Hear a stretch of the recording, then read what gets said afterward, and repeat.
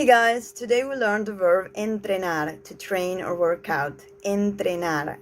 So let's see some examples with the verb entrenar conjugated with the subject pronouns vos and ustedes that we use in Argentina.